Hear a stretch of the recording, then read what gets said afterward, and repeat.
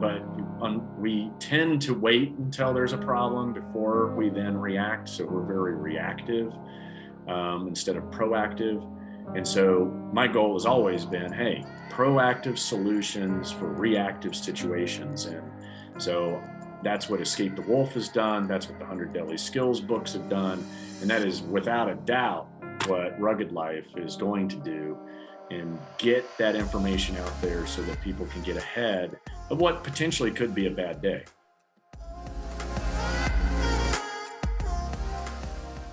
First and foremost, the one thing I always like to do when I bring a former SEAL on is to thank them for their service. So I want all of you to just take a second and thank our guest today, Clint Emerson. Clint was he was served this country for 20 years. He was a SEAL and did some amazing things, which we're going to get into a lot of them. But the other thing he's done now is he's taken what he learned, the skills, and he's written several books. And he also helps Fortune 500 companies, and I think a lot of other companies, do some pretty amazing things that I think are all very timely as well. So Clinton, welcome to the show. Hey, thanks for having me, buddy. How you doing? I'm doing great. Doing great. Awesome. So one thing I always like to ask, why was it that did you always at what point did you want to become a SEAL? I mean, that's just one of those things, for everybody looking from the outside in, we look at it and be like, man, there's something that drives you to that calling. What was it that drove you to that? It was I think a collision of a couple of different things. Number one, I was growing up in Saudi Arabia as a kid. I was there from second grade to high school. I was in, obviously the most extreme religious country on the planet at that time in the 80s. And, so seeing that culture and being raised in that culture, I didn't like it. I didn't like it at all. I didn't like the way they treated Westerners. I didn't like the way they treated women. I didn't like the way they treated kids. And I saw it all firsthand. So that combined with a trip to Germany when I was at the airport with my family, right by our gate was a little restaurant / bar. I went in there to get a Coke, and at the bar was a guy, and he had a tattoo on his arm. And I was like, hey, what's that tattoo? He's like, it's a trident. And I was like, what's a trident? He's like, where the hell are you from, kid? I'm like, oh, well, I live in Saudi, and blah, blah, blah, blah, blah. He's like, all right, well then, yeah, I'm a SEAL. I'm like, well, what's a SEAL? And he goes on to tell me this elaborate story about how him and his buddies went in and took out anti-aircraft guns so that the B-111s could come in nice and low when we bombed Libya. And I was like, oh yeah, I remember that, because at the time, Vice President George Bush came into the American compounds and kind of briefed us, if you will, saying, hey, if there's any retaliation, it's going to be into Saudi, because that's the closest Americans to Libya. We're going to have C-130s and all these things set up for you guys. And I was in the Boy Scouts, so I was George Bush's color guard. So I was holding the American flag on stage, kind of behind him. And anyway, I connected those dots for this Navy SEAL sitting at the bar. And so growing up overseas and having that guy tell me that story, I was like, oh yeah, sneaking around middle of the night, taking out dudes, taking out the anti-aircraft gun with explosives. And, doing it all for America, doing it all for the greater good, a higher purpose than me, that kind of thing was really, really sexy to me, especially as a kid, like most kids. And then the funny part of the story is later I end up at SEAL Team 3. And they have it's not a dedicated historian, but you can ask around and talk to certain people and find out whether or not a mission happened or not. And SEAL Team 3 at the time was focused solely on the Middle East. So if there was anybody that probably did this op, take out the anti-aircraft guns, it's going to be SEAL Team 3. And sure enough, they didn't do it, right? So then later in my career, I end up on the East Coast at a special mission unit, SEAL Team 6. And while I'm there, I'm like, it had to have been SEAL Team 6 that went in and took out those anti-aircraft guns. And so I asked around, and of course, no, nobody ever did that. So this guy at a bar in Germany in the 80s probably was just full of shit, totally lied to a little kid. But it worked. I ended up becoming a Navy SEAL either way, based on a fraud story. That's okay though. That's crazy that story Yeah. that story sent you on this journey to trying to figure out who it was that did this, and you never actually answered that question. No, never once. And I certainly asked plenty of people, all the old timers, frogmen who'd been around definitely during that time frame. And yeah, that operation did not happen. Those B-111s drop bombs just fine. They don't need to come in low in order to do their job. It defeats the purpose of being a bomber if you've got to actually come in really low, right? It's just yeah, that ridiculous. almost, yeah, that would be pretty dangerous for the bombers if they come in too low and start Right. dropping bombs. They're very vulnerable, you know. So, but yeah. Anyway, it was a great story, and what I realized is he may have been a real SEAL, but he probably took what we call an ORE, and that's your operational readiness exam. And when you're in a platoon in the SEAL teams, you actually do a full mission profile that is as close to real as possible, based on real current events and what you could potentially face before you or when you're on deployment, right? And so those OREs were really elaborate, and they were about as real as you can make it before actually going on deployment. And you had to pass these OREs as a platoon before you were allowed to actually go overseas. So he probably took an ORE and just did that slight tweak of, I did this for real. When reality, it was just a training and testing exam before you go on. And I had heard another story later on by a SEAL who I looked up to before I actually went in. While I was in college, I met another SEAL, and he told a very elaborate story about taking down a ship and doing all these things. And then, of course, when I checked on it, turned out it was an ORE. He had kind of just slightly did that twist from ORE to real world, you know, because the reality was it was during a time when not too many people in the military were pulling the trigger for real. Mm-hmm. And, you know, they'd been doing all this training, and I think sometimes they kind of add the mystique of, yeah, I went and did this. And leave out the part that it wasn't real. But I went and did that. You went, yeah. They didn't do it, but you certainly did in your time there.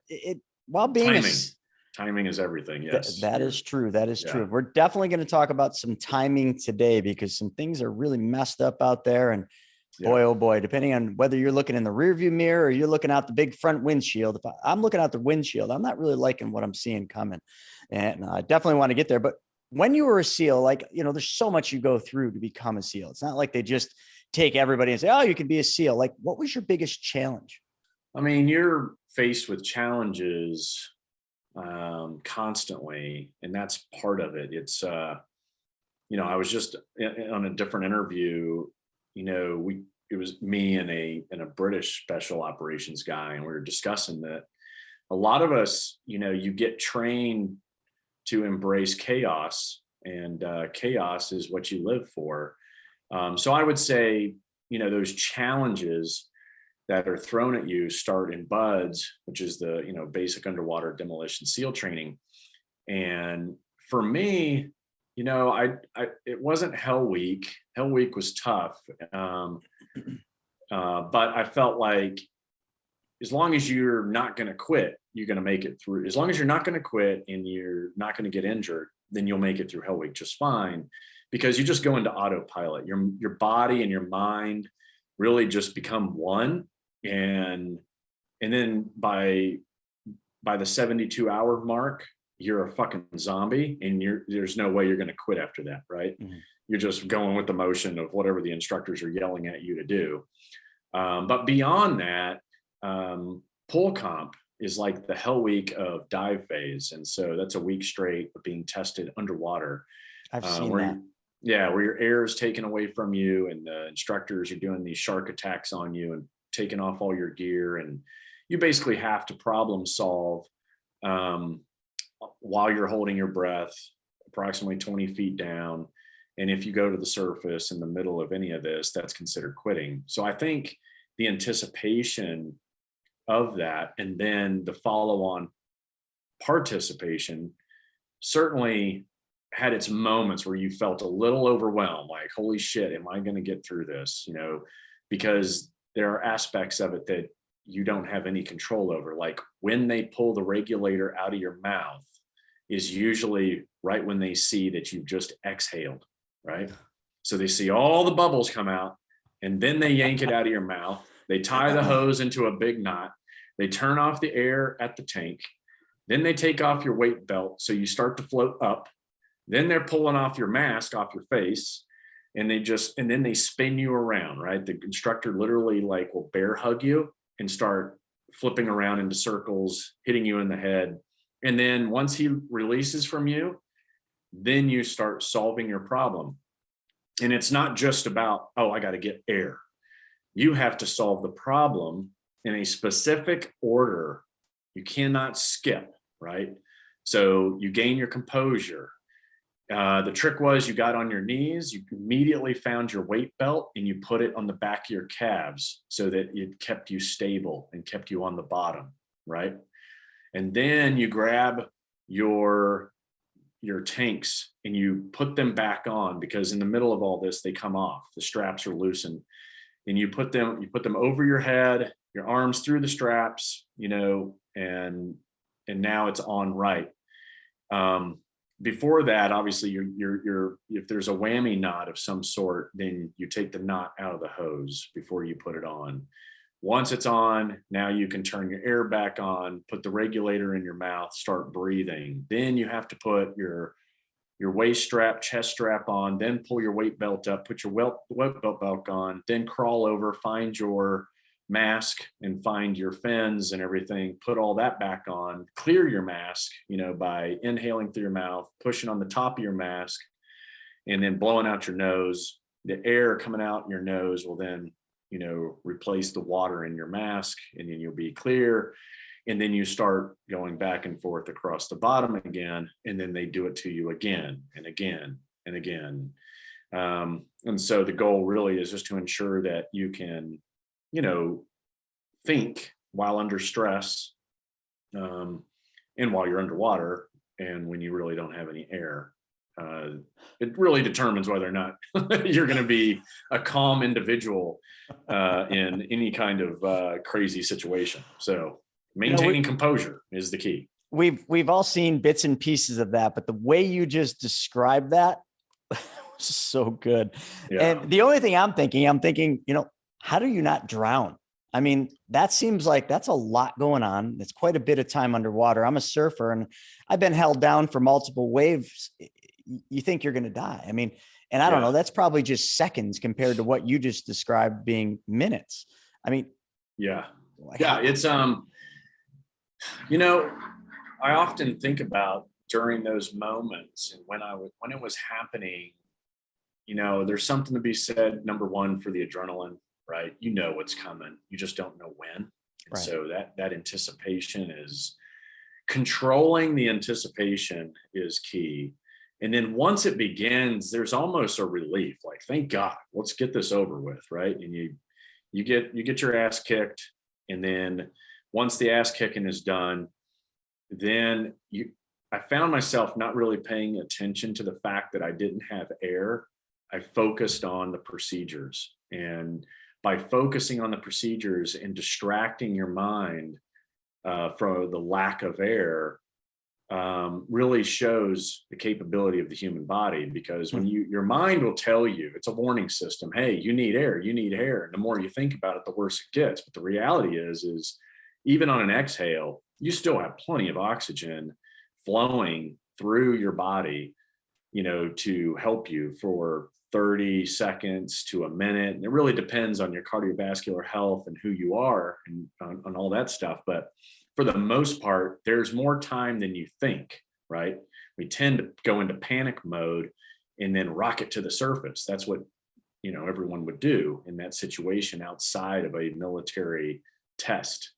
But when you're under those, when you're under those circumstances and you really got to concentrate on just go from procedure to procedure, task to task, and just get it done and everything will be okay. And sure enough, that's how it works out. That's incredible. Now, so this is all the training you have to go to just then to go actually put all this training, all this test to work. And that would be combat. Now you actually served many times, correct? Yeah. I was at SEAL Team 3 when the wars kicked off. And at the time SEAL Team 3 was the Middle Eastern, that's all we focused on. Once we kicked off in 2 different theaters at the same time, then they did what was called Force 21, which is a transition so that all SEAL teams would rotate into the 2 theaters. And that way, everyone, whether you're on the West Coast, East Coast SEAL teams, everyone was relieving one another, because there was no way SEAL Team 3 was going to be able to maintain that kind of operational output. We wouldn't even be able to maintain it for a year, right? If you put half the platoons in Afghanistan, another half in Iraq, it'd be just total burnout, and that SEAL Team 3 would cease to exist, especially once you talk about casualties and injuries and all that stuff, and no time to sustain, no time to recover, no time to do anything but other than deploy. That would just be horrible. So there was a good decision made by the leadership. All right, we're going to take each SEAL team and then we're going to start rotating them in. When one team is there, another team is on standby, another team is in their workup, another team is doing their R&R, they're on leave either before they deploy or once they get back. And so you put it all on a calendar, and now you've got right by an airport. Once you put that all together, now you've got time, right? Everyone's got time to train, to sustain, and hang out with the family from time to time. Yeah, which is very important. Very important. So you are the expert in survival, and that led to you then, once you kind of finished your service, you went out and you started serving in a different way and solving other problems. Can we talk a little bit about your company, Escape the Wolf? Yeah, number one, I don't use the word expert. I don't think anybody's an expert, to be honest with you, because you got to be a teacher and a student at all times.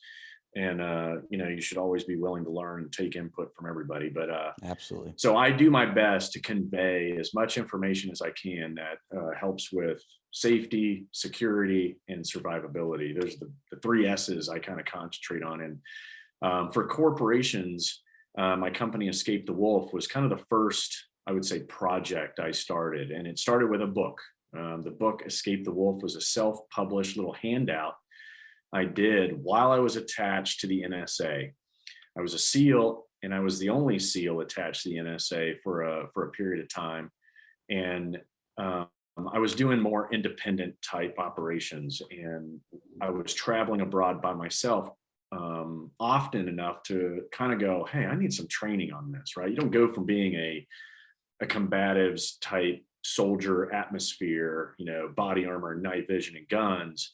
Now you're switching over to business casual and flying on commercial aircraft. But no one was telling me or teaching me how to be that gray person that is required when you're going to go over and expected to be successful. So you've got to first be able to blend in. And because there was a lack of it, I took my deployments where I was stumbling my way through it, took the lessons learned and put them into a book called Escape the Wolf, and then started handing it out for free, right? It started as a 3-ring binder, and then I was like, hey, I kind of want this thing to look like a book. So I went to this publisher, and they basically turned it into a book for me. And the book ended up in the hands of a guy named Joe Cantamesa, who was a retired FBI guy, who was the global security director for the Dow Jones Wall Street Journal. And both of these companies are, based in New York, and they're owned by the same people that own Fox News and, a whole bunch of other news-based agencies. And so he hit me up and he said, hey, you put a lot of great stuff in this book, and I want all my journalists to know it. So when can you start teaching 700 of my journalists. And I was like, I'm in the Navy. I don't know. I don't know what the fuck you're talking about. And so then he was like, figure it out and then call me. And I'm like, okay. So I took the book and I went to an e-learning company. I said, hey, can you guys turn this into like e-learning or some shit? This guy's like, said he'll throw it on servers and, his journalists can then take it. And they're like, of course, they're seeing dollar signs, right? Of course. And they're like, yeah. And then me, I don't even have a contract, right? I don't have anything with this dude. And so I'm like, all right, well, I'll give it a shot. And I put $60,000 of development on my credit card. Oh, man. And not the wisest move, but they without say, a contract. Yeah, without a contract. And but like they say, hey, if you're going to be an entrepreneur, you have to take risk. And I was like, fuck it, 60 grand. And if I don't pay it, I'm sure some president will bail me out. I'm just kidding. That wasn't even a thought back then, but it seems to be. Not then. Now it seems to be everything. Seems that, hey, somebody's going to let me off the hook, right? I mean, no matter what. So anyway, I developed the e-learning and then I went back to this guy like 6 months later. I said, hey, Joe, it's Clint. You remember me? And he's like, yeah. I said, yeah, I got the e-learning. Now what? He's like, how much? I'm like, oh, that's a good question. How do I price this? I don't know. Fuck. And I started talking to him about it. Like, I don't know. What do you usually pay? And he's like, we usually pay a lot, for security stuff. So, I'm like, well, I read somewhere you double it. I've read, you should quadruple it. I don't know. So I was like, I picked somewhere in the middle and sold it to him. Right.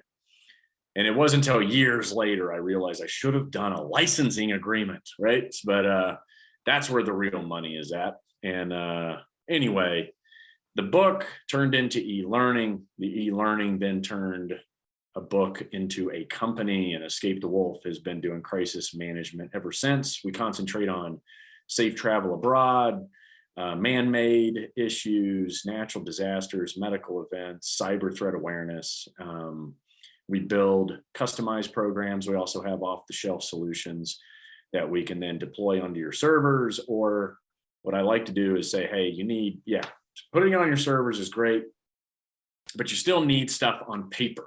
Because when the power goes out, servers are down, and you still need references and material, that'll keep you safe. So anyway, that's Escape the Wolf in a nutshell.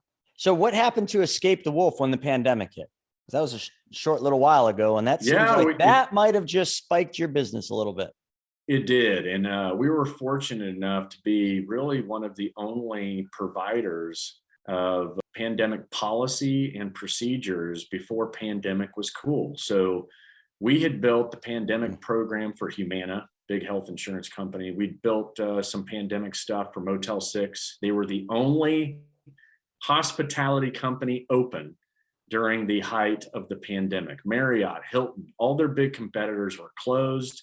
But if you drove around the empty highways of America, Motel 6 was still open. So that made me that was the first time I was really proud of what Escape the Wolf does, because I was able to, not me single-handedly, but working with their team of crisis professionals, them being well ahead of their time as it relates to crisis. They were really on top of it, along with a couple of other companies. They were able to stay open because they already had all the procedures figured out. They knew exactly what they were going to do. And that was pretty cool. That is really cool, actually. And I guess I wasn't driving around enough to actually notice it, because I was probably like many, where I'm like, all right, well, I'm just going to hang out in my office and I'm going to hang out at home and I'm just going to go back and forth. And that's it. Luckily, I was in a business that was essential. I guess you could define that a little differently. I mean, whether I was essential or not, I figured it out and was able to operate through that whole thing. The times we're in now are strange. Now Russia and Ukraine are at war. And I think I'm going to go back to a book, the late Stefan Arnio, who was a good friend of mine. And I often think of him almost like as one of the only prophets that I ever truly knew. He wrote a book that was called Hard Times Create Strong Men. And the book goes all the way back in time and talks about all the different periods of time where, there was wars and there was just hard men and women. He wrote a book to, hard times create strong women, just to make sure I cover all my bases here. But, the primary book was Hard Times Create Strong Men. And it showed, during these difficult periods of time, world wars and all these other times, you had strong men because they had to endure these elements, much like all the training you went through and all the comment. You were in hard times, so it makes you a strong man. But I look around and I guess I'm in this too. There's an awful lot of weak people out there. And not only that, people are making decisions. I mean, look at how many people just left the workforce. Some of them just took early retirement because they're just done with the whole thing. But a lot of people are jumping out and, they're making money in crypto, making money in all these things, thinking that the gravy train's never going to end. At what point do you see this all just coming to a halt where, the weak minds that are being created today because everything's handed to them? Like you mentioned, government's always bailing you out or bailing this company out or bailing that company out. Yeah. Like nobody needs to really plan for crisis or plan for hard times because everybody's like, oh, well, if there's a recession coming, because, hey, we just inverted on the yield curves. If there's a recession coming, that's all right. The government will just print more money. We'll be good. Right. What is your take on that? I know we're getting kind of a bit off topic, but this is just something I think about every day because I'm in the money space and I just can't get it off my mind. I'd love to get your take on that.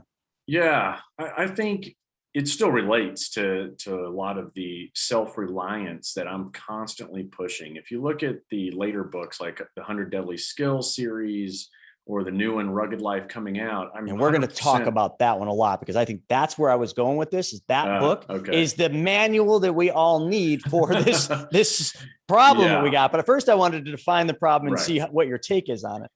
Yeah, I think, we have a multi-pronged set of issues going on, right? I mean, you've got the global events that affect us here at home. You have our own domestic events that affect all of us here at home. You have those things that are out of our control, whether it's a virus or, geopolitical or, race related. I mean, we've had so many things happen at the same time. And I think it's an unusual time frame we're all living. And the fact that we'll hopefully look back at this and go, man, I made it through that. Whether it's your business, your family, or yourself individually, you're making it through it right now. So I think number one, you've got to maintain some optimism, the best you can with the things that are around you. As it relates directly to what you're talking about, I do think there's a lack of accountability these days. And that is driven by a lack of consequence. Accountability is a tough one because as soon as you start holding someone accountable, then they now have the ability to label it. They can label it whatever they want. It can be labeled bullying. It can be labeled racism. It can be labeled something. And so now that's created a hesitation in holding people accountable. And when we don't do that, and we don't serve consequence, then it makes it tough for anyone to really move forward, get things done, be creative, whatever it is that they do in life. You know what I mean? Like, I just feel like that accountability and consequence piece, and because it's missing, really is going to be an issue later on. It's an accordion effect world, right? I remember before the pandemic, I would tell guys, I would basically go and do a sales pitch, let's say at a Fortune 500, and list out all of our capabilities, and one of which was pandemic. I had global security directors laugh at me like, oh, pandemic, that's like a UFO invasion, and that ended up biting them in the ass, right? Yeah. And then you fast forward through it. Now everybody, is a pandemic expert. We all are at this point. My services have been diluted because now it's all over the internet. Now it's all over the news. Now it's everywhere. And so it's easy, and that's good. It's a good thing. Everybody's now informed. But I think, once again, I'm getting off on a tangent, but going back to that piece, accountability, consequence are important. And then that all is connected to self-reliance, because we have also become slaves to technology. And that phone in our hand is, this necessary evil now, right? Whether it's the social media, the instant communication, all of our borders are now gray. I can be communicating with anybody in the world any time of day. And that's, never happened before in history, right? So there's a lot of good that comes with that, but there's a lot of bad because it's made us lazy, and just in our short history here in the United States, 200 plus years, every man, woman, and child were very self-reliant. And if you were to ask anyone today, how do you mix concrete? How do you collect water in case of an emergency? Just at home. Any of these, there are basic skills that we've all forgotten. We don't even know how to do anymore. And that to me is an issue, because once the lights go out, and the power is down, especially right now when you've got Russia threatening to attack our power grids. I think it's a big eye opener. And unfortunately, people could get ahead of it, but we tend to wait until there's a problem before we then react. So we're very reactive instead of proactive. And so my goal has always been, hey, proactive solutions for reactive situations. And so that's what Escape the Wolf has done. That's what the 100 Deadly Skills books have done. And that is without a doubt what Rugged Life is going to do, and get that information out there so that people can get ahead of what potentially could be a bad day. Yeah. One thing that really scares myself, I have a 21-month-old and a wife. And, I grew up in a very lower middle-class family where we had a garden. And it's kind of funny. You were asking all those things, how to mix concrete. I'm like, yep, got that one down. And, do you know how to grow food? I'm like, yep, I could do a garden. It might be a little rusty. If it ran out of water, do I know where to get water? Yep, got that one checked. Might not love the taste of it, but I think I could get by and survive. But then you said most people don't. I'm just like, wow, where did we go off the tracks for just these simple, basic things? And your book kind of gets back to a lot of that. So can we just spend a few minutes talking about the rugged life, getting ahead of this thing, and the consequence of not? Because, hey, listen, if they hit our power grid, or if they, hey, we already know we sanctioned Russia. Russia's pissed off. They're not going to send wheat over here anymore. Does anyone know how much food we make out of wheat, and what happens when all of a sudden we don't have enough wheat to support our population? Yeah. What happens then? We'll go to the grocery store. My wife tells me every day, they're out of this, they're out of that, they're out of this. Well, what happens when they're out of just about everything? What are you going to do? Mm-hmm. You're going to call your politicians and say, hey, you bastards, send some more food. Oh, I'm sorry, the truck drivers aren't going anymore because they can't afford to drive their trucks because the gas price is so high, or they just decided they're just not going to do it anymore. I mean, there's a number of things that can, and more than likely probably will happen in our lifetimes, or sooner than we all want them. How does your book prepare us for this? Yeah, good question. And it's a lot of information, so this book is a modern guide to self-reliance, meaning if you live in a metropolitan area, if you live in a suburban area, or you live off grid, on grid, in the middle of nowhere, this book will still work for you. It allows you to dip your toe, or you can just do the full jump right into it with how we put it together. And like all my books, it's 100% illustrated, taking you step by step on how to be your own and fill in the blank, right? So chapter 1 is be your own builder, right? And it gives you the basics on how to build a home. And once you understand how to build a home, then it is really easy to do everything else after that to that home.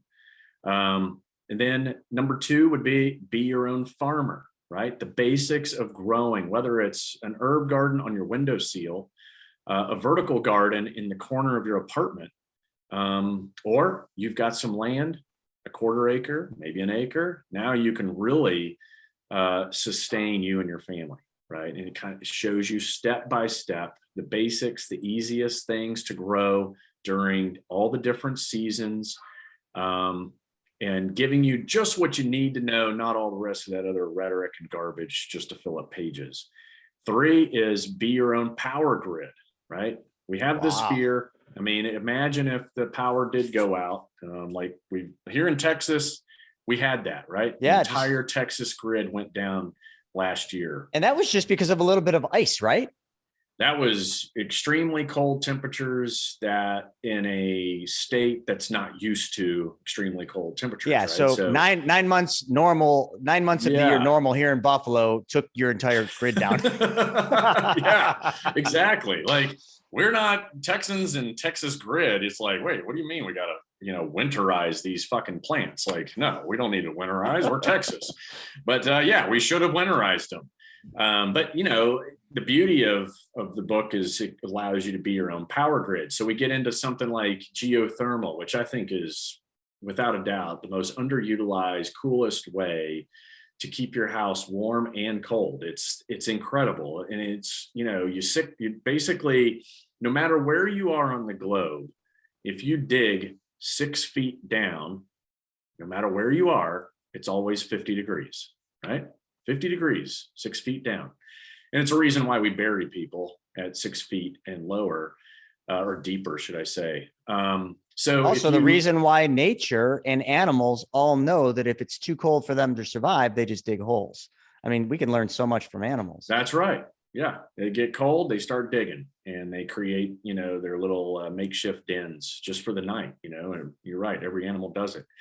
But now if you take that concept with some PVC piping that you can get at your local store or Lowe's or a Home Depot, based on the square footage of your home, will determine how much PVC you need. And you'll basically create a PVC grid, right? All these pipes and T-joints, and you'll create a grid that lays down into your 6 foot deep trench, okay? There'll be an input on one end, output on the other. You can buy off Amazon these little $20 solar powered fans. And those fans you can buy in different sizes that match the diameter of the PVC pipe that you're using. So you have one on one end, one on the other, okay? One that's gonna draw in, let's say you're in New Mexico. One end is gonna draw in the 120 degree air, and it's gonna force it down into your grid of PVC pipe that's 6 feet down. And in that time, it's going to reduce the temperature of the 120 to probably half that. And then you're going to have that other fan pulling the air through and into your home. And so you could have it go from 120 outside, and in the time it passes through the grid down at that depth and into your home, it'll be probably, it won't be a full 50 degrees. It's probably going to be more like 65 degrees of cool air for free, right? You got to put some little bit of upfront cost, but geothermal is super cool and underutilized. And I think it's just because most people don't know about it, but we get into solar, we get into wind, hydro. There's so many different ways. And ideally, you can implement all of them into one property and you'll be good to go all year round, no matter what. And that's anyway, the 4th chapter is be your own butcher. Number 5 is be your own hunter. And really what I've after traveling the country and going around to all of these different homesteaders, right? A homestead, you hear the word homestead and it's kind of a turnoff, but and you hear a small farm, and that's probably a turnoff to most people, and my goal with this book is how do I make that stuff kind of sexy and appealing so that people will start taking it seriously and doing it. But the difference between the two is a homestead basically grows crops and food and does everything to support the family, whereas a farm grows crops to sell, to profit, right? So that's the best way to think about it. So learning from homesteaders to put this book together was by far one of the most interesting times I had, and going and seeing how they do it is just awesome. And I'm sitting there going, man, I'm fucking lazy, you know? And look at who just said that. Like a SEAL said he's lazy. Like, think right. about I'm us. like, I could be doing so much more, but I don't, because I don't know how. And that was the best part of really putting this all together. I have implemented certain aspects of this into my own life. You know, well, before the book, I had certain aspects, but after, now even more so. And getting back to my point that I was trying to make is the big three: be your own hunter, be your own farmer, be your own builder. If you can be those three, man, you are light years ahead of a lot of people. I have be your own homemaker. I don't think people realize the power of coconut oil. I mean, with coconut oil and beeswax, you can make your own shampoo, pomades, soap. I mean, there is so many things that I was like, you know what? I'm putting every single recipe into the homemaker chapter, so that you're sitting home, you're sitting in, let's say, Manhattan, and with your family, and you want something to do on a Saturday night. I'm telling you, like, making some of these things, not only is it going to make you more self-reliant, it's just cool to put some of this stuff together. And once you do it, you realize, holy shit, I'm paying, you know, whatever, $24.99 for a bottle of Pantene that's full of fucking chemicals and trash that actually doesn't do any good. Whereas you can make this stuff at home yourself, and, you know, for a hell of a lot less, and you get so much more satisfaction out of it. Chapter 7 is be your own protector, right? A lot of different ways there, whether talking about basically from the perimeter of your world and all the way, you know, to that face-to-face confrontation. Chapter 8 is be your own radio man. As we all know, and if you didn't know, after 9/11, the ham radio network here in the United States was like allowing a lot of communication to go on at different levels. I remember that. So, you know, I put the basics like, hey, you should have an ability to communicate with your family outside of a cell phone, right? Because once again, if the power goes down, you need something else to communicate. And there's a lot of options out there these days. And that's why it's the modern guide to self-reliance, because I'm not saying, hey, throw out all of your technology. I'm just saying, hey, no, there is technology you can leverage to still be self-reliant. Because we're depending on cell phones, what is your alternative? Most people don't even know what that would be. But I give you all the answers, so it makes it easy. Be your own first responder, and of course, be your own handyman are the last of the 10 chapters. So that's the breakdown. I feel like those are your big 10 aspects of a self-reliant lifestyle. And you can, like I said, you can incorporate some of it, or you can incorporate all of it. It's really just up to the person. And I think that anyone who takes just a little bit of this on is going to increase their freedom. They're going to challenge themselves. You know, none of it is easy. If people think farming or raising livestock or any of that stuff is easy, it's not. It's not even cheap initially. You know, if you think about it, you know, if you really want to do this all the way, that means you got to buy land. Mm-hmm. That's an investment. You got to buy the equipment. That's an investment. So could you go buy a dozen eggs at the store cheaper than raising, you know, a dozen chickens? Sure. But over time, if you really embrace it, yeah, you're going to save money, and you're going to have a more satisfied, gratifying lifestyle.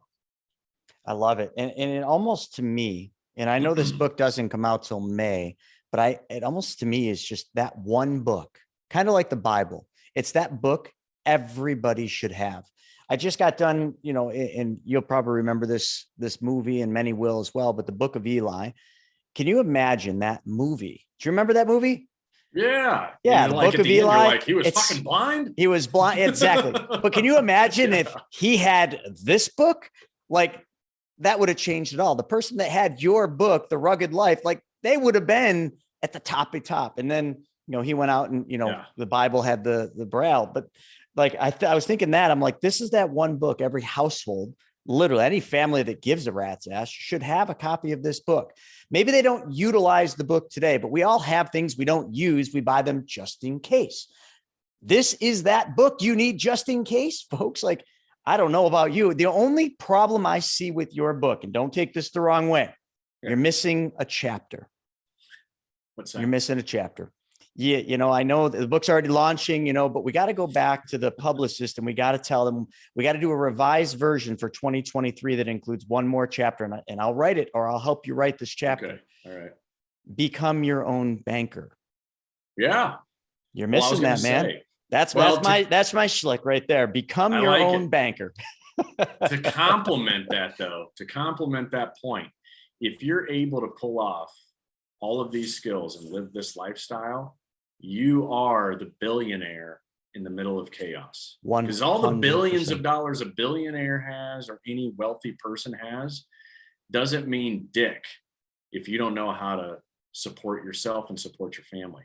If you know how to do that, you are the billionaire when the world is in complete chaos and you never need a dollar, right? It's just being self-reliant 100%. It's a difficult feat. It's not easy, but it definitely doesn't require the dollar signs that you think it would. You know what I mean? I love it. So that just further fortifies why we need chapter 11, because if everybody gets this book, they master this book. We do go into hard times, which many people out there already think we're on our way to this, where you're going to need some of these skills, some of these 10 chapter skills.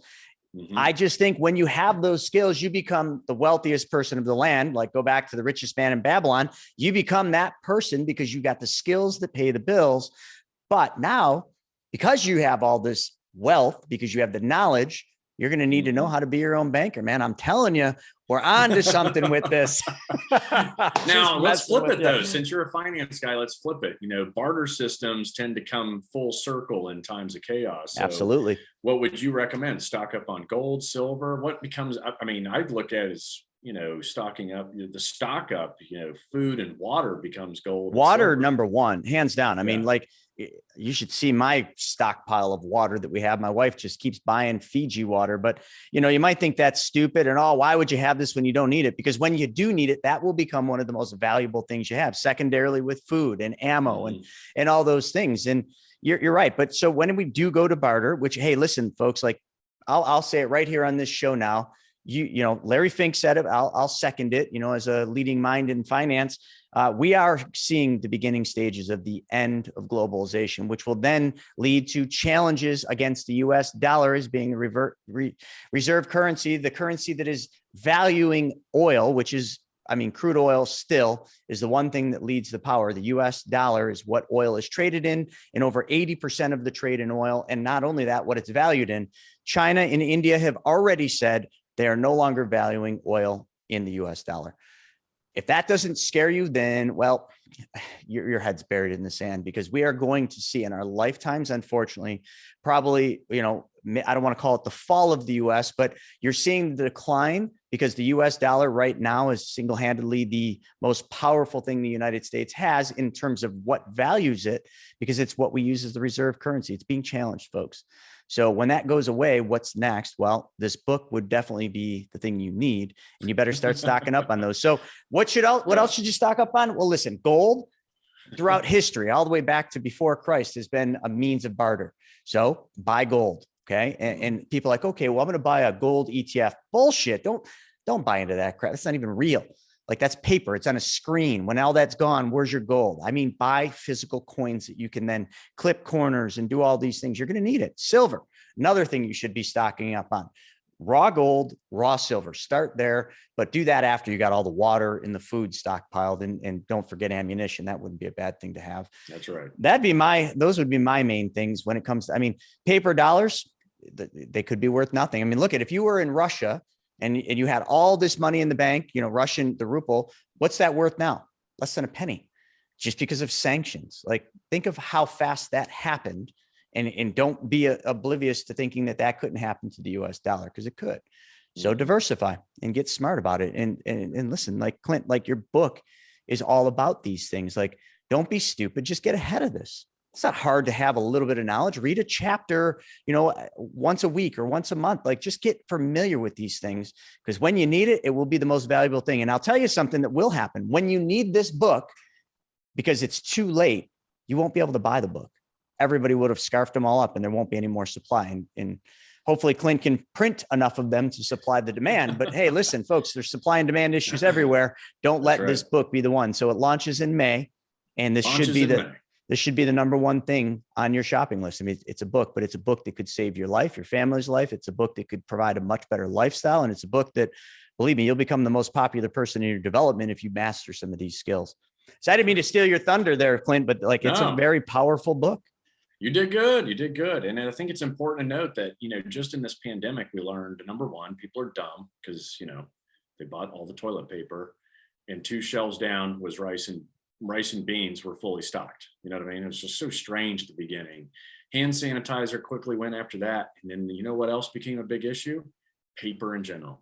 Like I was publishing 100 Deli Skills Combat Edition, and like literally they're like, yeah, we're having printing problems, like the lack of paper. So point being is you should stock up on paper in all forms and fashion as well, because it's been already proven that it all goes so quickly as soon as people freak out. And once again, if you can just get ahead, you'll be better for it. I love it. And it's a good thing, Clint, that I love rice and beans, my favorite food group. So I think I'll be okay because everybody's going to scarf up that toilet paper. I'm going to take all the rice and the beans. I love it. Canned tuna. Canned tuna. All right. So as we kind of get to it, there's one thing I wanted to ask you, and I don't know if this is actually true. I did some research with my team. The International Spy Museum sounds like a really cool place to take your children, and a cool place that all of us could go. Is it true that you're the only SEAL to ever be inducted into that?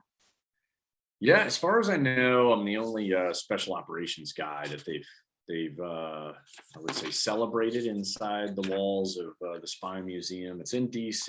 It's a phenomenal place. If you haven't been, you should. I'm a big supporter because they're a nonprofit that supports the memory of all the things you've never heard about. And the board of directors are all former CIA, FBI, NSA directors.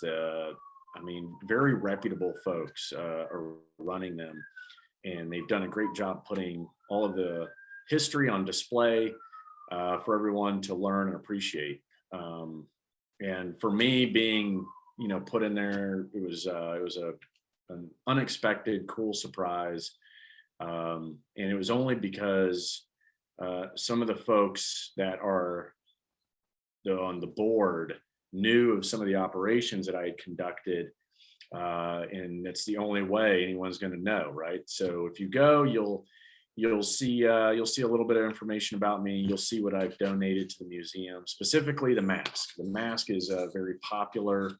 It's a full-blown Mission Impossible mask, if you will, that I wore on different operations to change my identity.